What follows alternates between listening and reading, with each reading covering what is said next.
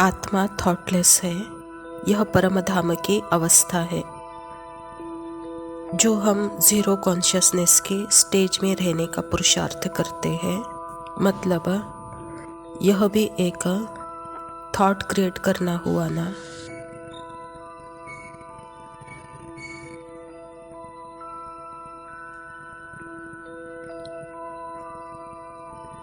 नहीं, मैं शून्य हूँ। यहाँ शून्य अहंकार है, शून्य कहानी है, शून्य व्यक्ति की पहचान, शून्य मैंपन है, शून्य मेरापन है, मूल ओरिजिनल सहज शाश्वत सत्य।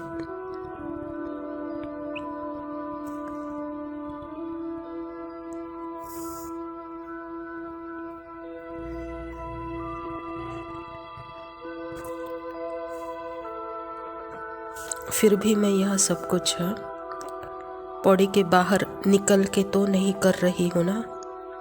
यह प्रैक्टिस क्या मुझे बॉडी से बाहर निकलना पड़ता है बॉडी लेस की प्रैक्टिस के लिए?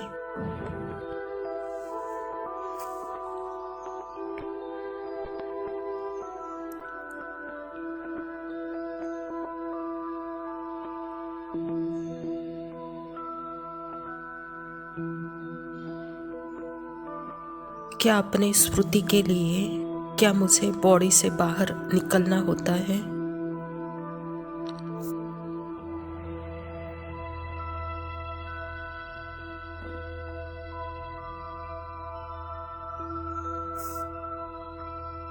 बस यहाँ यह स्मृति है कि मैं बॉडीलेस हूँ, बॉडी यूज कर रही हूँ पर मैं बॉडीलेस हूँ। यह है स्मृति।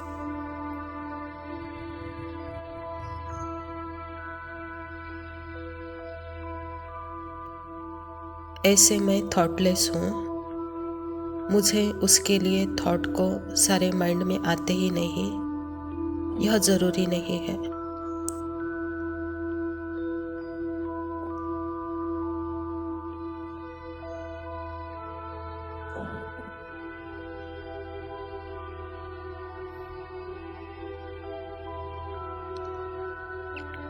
माइंड में थॉट्स आते रहेंगे, जाते रहेंगे, यह माइंड का फंक्शन है।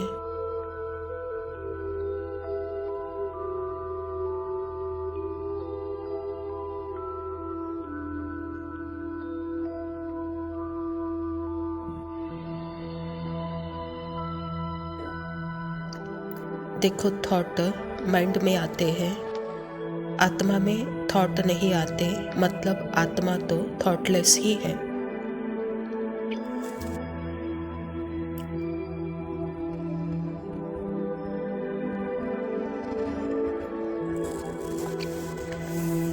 मैं आत्मा माइंड को दूर से देख रही हूँ। मुझ आत्मा में ही यह डिस्टेंस है जो माइंड के थॉट्स भले ही क्रिएट करे पर मैं थॉट लेस हूँ। यही एक स्मृति है।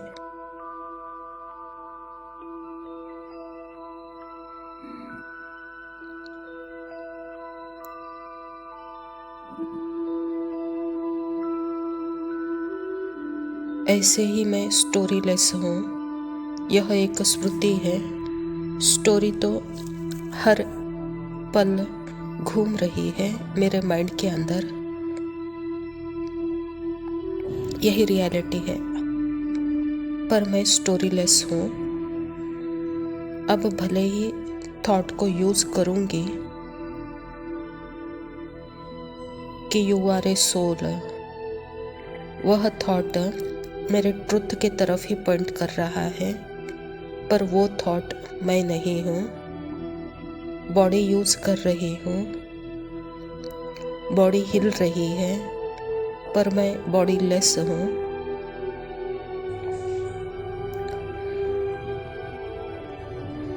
मैं आत्मा हूँ, इसीलिए बॉडी को भी यूज कर सकती हूँ।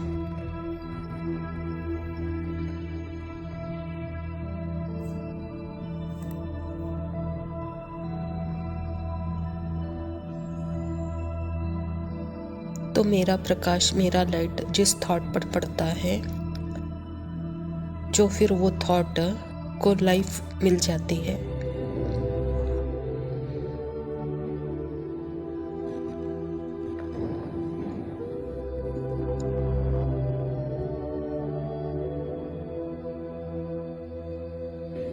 अभी समझो मैं और बाबा है और चारों प्रकार के थॉट्स आ रहे हैं बाबा के साथ होने पर भी।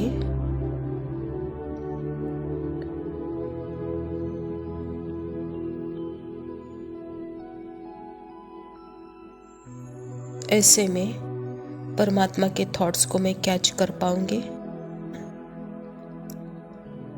क्योंकि यह कोई जजमेंट माइंड नहीं, क्योंकि यहाँ पास्ट फ्यूचर नहीं, थॉट से दूर हूँ।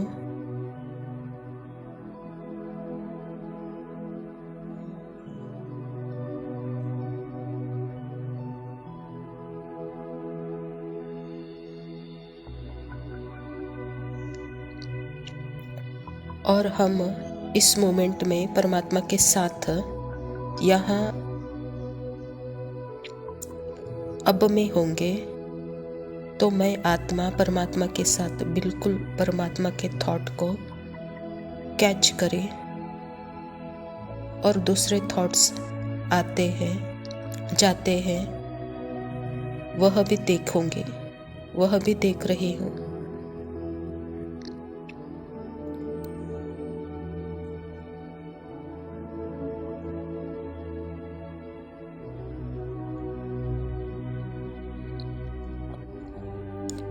जो पुराने संस्कार अनुसार थॉट है वह मैं कैच नहीं करूंगी और उस थॉट को मैं लाइट नहीं दूंगी, मतलब उस थॉट का मैं स्वरूप नहीं बनूंगी।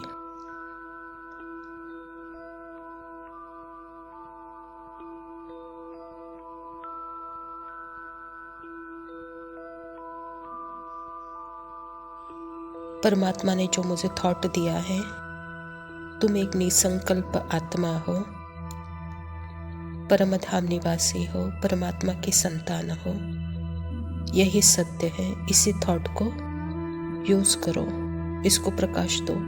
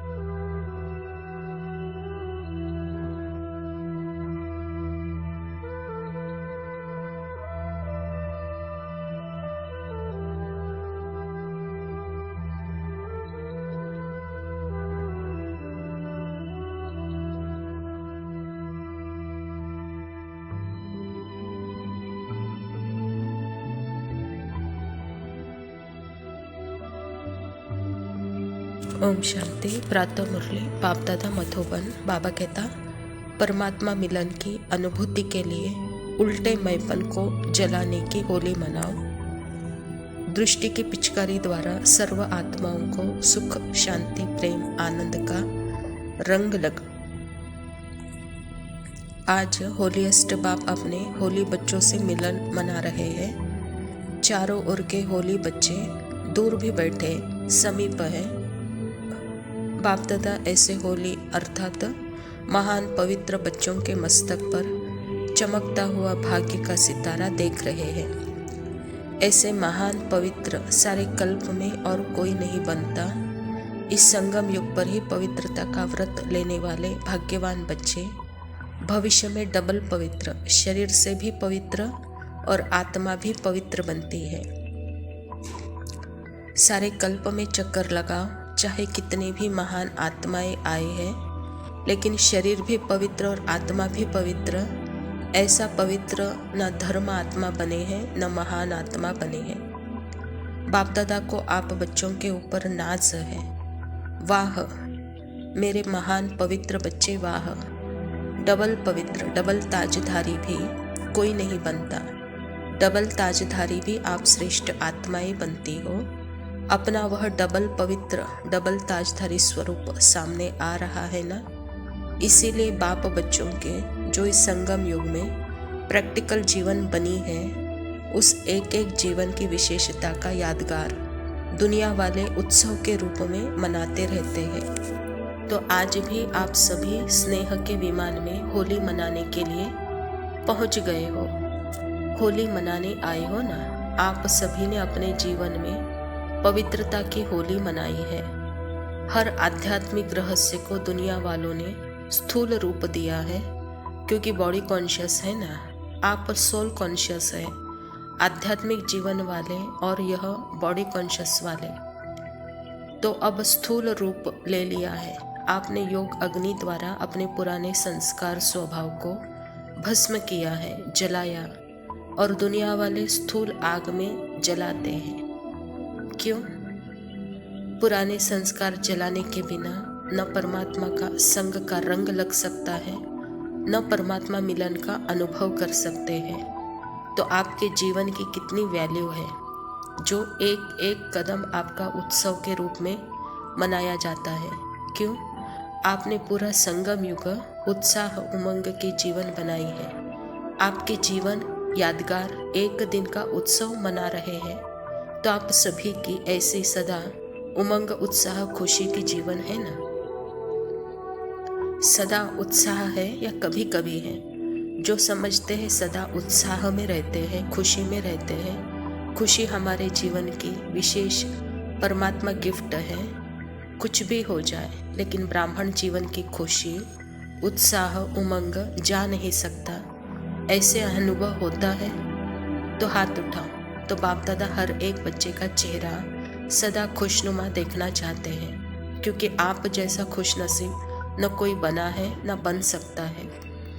भिन्न भिन्न वर्ग वाले तो बैठे हैं, ऐसे अनुभवी मूर्त बनने का स्वप्रति प्लान बनाया है।